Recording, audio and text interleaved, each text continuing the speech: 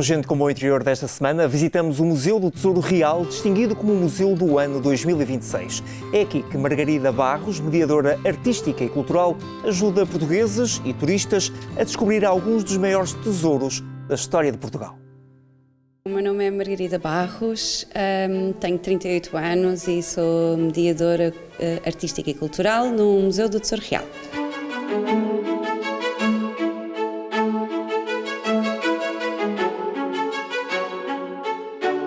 Não era a minha ideia para a História da Arte, mas acabei por me apaixonar, já gostava bastante, já tinha tido a experiência no secundário e, efetivamente, o meu grande objetivo era museus.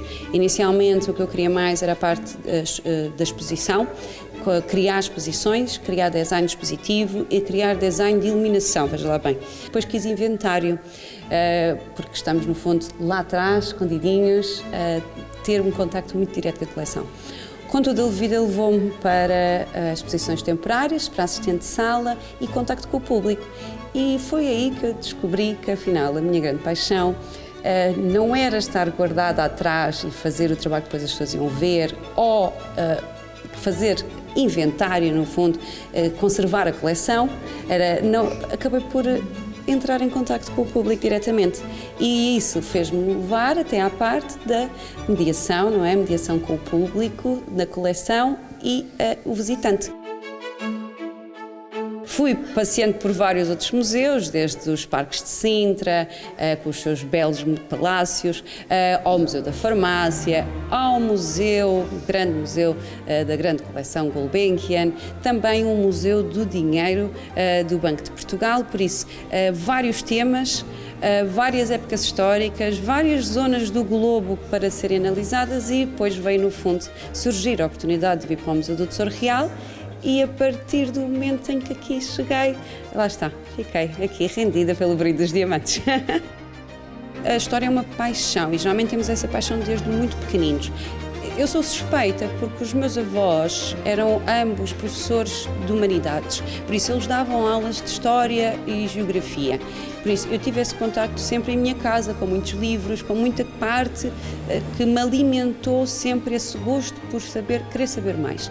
Contudo, eu não era nada apaixonada por história, bem pelo contrário, eu sei muito mais sobre história no dia atual do que soube alguma vez durante o meu percurso, apesar de ter ido para a História da Arte. O que vai acontecer é que nós temos que olhar para a história destes objetos de uma forma quase como vemos um filme ou vemos uma série. Às vezes falta-nos isso, esse entusiasmo.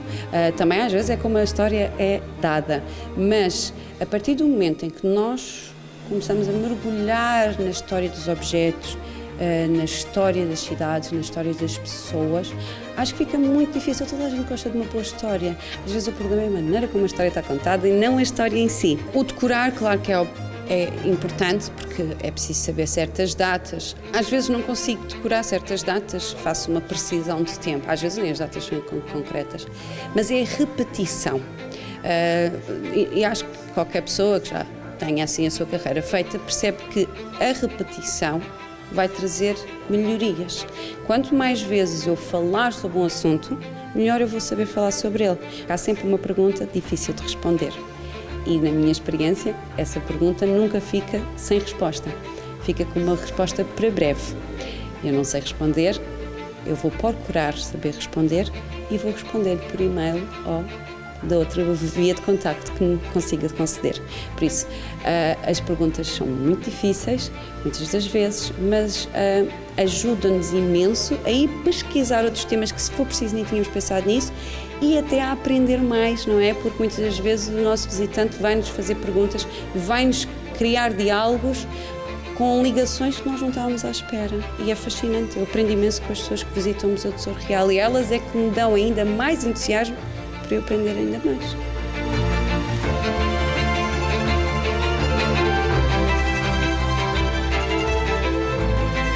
Nós no Museu do Tesouro Real encontramos a orivesaria e a joalharia que serviu a família real portuguesa e a coroa portuguesa desde o terremoto de 1755 até à implantação da República de 1910. Por isso, nós podemos encontrar aqui os objetos como a coroa real, o sceptre real, ou joias muito íntimas e pessoais de todas destas pessoas que no fundo eram uma grande família, mas efetivamente é o fascínio que as pessoas têm por esta peça.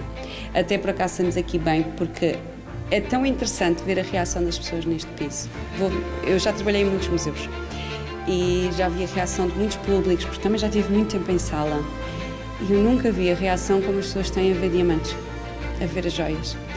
Porque é algo que nós não estamos acostumados, é algo que não vai chegar à carteira de todos nós. E olhar para uma peça como as peças que temos aqui no Tesouro Real, em que temos peças que têm mais de 1000 diamantes, o impacto de ver o brilho do diamante no ouro, na prata, as outras gemas, é o fascínio por coisas brilhantes.